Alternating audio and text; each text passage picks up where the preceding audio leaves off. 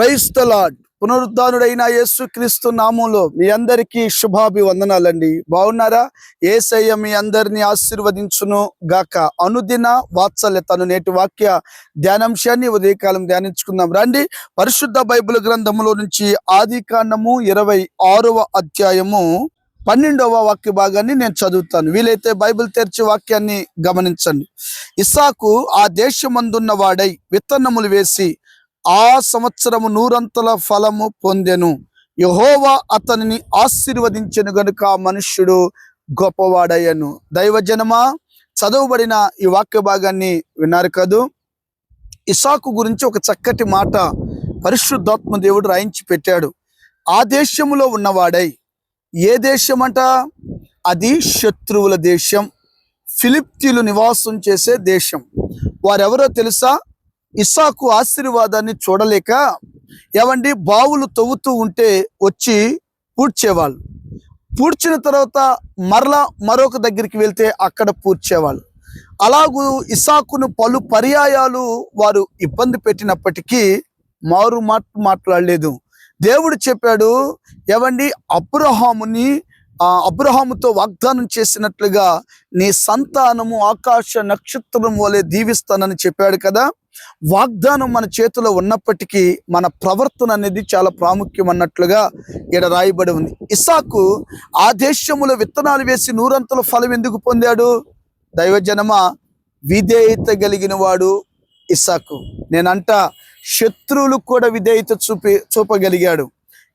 తండ్రికి విధేయత చూపగలిగాడు, కుటుంబంలో విధేయత చూపగలిగాడు. ఈ వాక్యం వింటున్న ప్రతి బిడ్డ ఈరోజు చదువు ఉంది, జ్ఞానం ఉంది, మంచి మంచి కంపెనీల్లో జాబ్స్ ఉన్నాయి, కానీ ఫెయిల్ అయిపోతున్నారు లైఫ్. కారణం ఏంటో తెలుసా? విధేయత లేక. నేను అంటాను, ఈ వాక్యం వింటున్న నీ జీవితంలో 100 ఫలము కలగాలంటే, నీవు ఆశీర్వాదకరంగా ప్రజలకు కనబడాలంటే, ఇలాంటి ఎడారిలో కూడా ఒక ఏదేను తోటగా నువ్వు ఫలించాలంటే, పరాయి దేశంలో శత్రువులు చుట్టుముట్టడి వేసినా నీవు దీవెనకరంగా మార్చబడాలంటే విధేయత నీకు అవసరం. ఫిలిప్పీ 2:5 నుంచి రాయబడి ఉన్నట్లు, యేసయ్యే తన్ను తాను విధేయత చూపిన వాడై, తగ్గించుకున్న వాడై, ఆకాశ మండలముల కంటే పైగా హెచ్చించబడినట్లు విధేయత చూపగలిగితే నా దేవుడు నిన్ను ఆశీర్వదించునుగాక. దైవజనమా, ఆ ఇస్సాకు అంతగా దీవించబడడానికి విధేయత చాలా ప్రాముఖ్యమైనది. సౌలు రాజ్యం కూలిపోవడానికి కారణం అవిధేయత. నేనంట, ఇస్సాకు లాంటి విధేయత కలిగి నువ్వు బ్రతికితే 100 ఫలం. నీ కంపెనీ ఫలభరితంగా, నీ పిల్లలు ఫలభరితంగా, నీ వ్యాపారం ఫలభరితంగా. చాలా మంది అంటారు, ఇవన్నీ నమ్మలేమండి బాబు అంటారు. దేవుని ఆలోచనను గుర్తుపట్టు. దావీదు దగ్గర చిన్న రాయి ఉంది, గొల్లియాతును హతమార్చాడండి. మోషే దగ్గర రాజదండం చిన్న కర్ర ఉంది, సముద్రాన్ని పాయలు చేశాడు. సముద్రం పాయలు చేయాలంటే వాడుకుంటాడంటే ఏదో ఒక దాన్ని వాడుకుంటాడు, ఒక ప్రభంజనంగా దాన్ని సృష్టింప చేస్తాడు. నేనేమంటాను తెలుసా? అన్నిటికంటే గొప్పది విధేయత.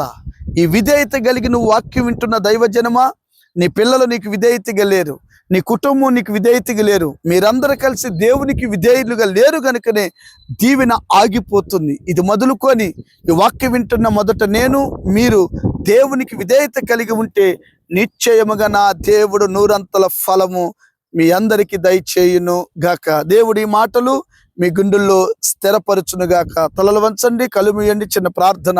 ప్రేమ కలిగిన మహాపరిశుద్ధుడైన తండ్రి, ఇస్సాకు లాంటి విధేయత మాకు ఇచ్చి 100 ఫలము, అరణ్యమైన అది ఏదేను తోటైనా ఎక్కడైనా సరే ఆ విధేయత మాకు నేర్పించమని యేసు నామమున అడిగి పొందినాం తండ్రి. Amen. Thank you. God bless you. దేవుడు మీ అందరినీ దీవించును గాక.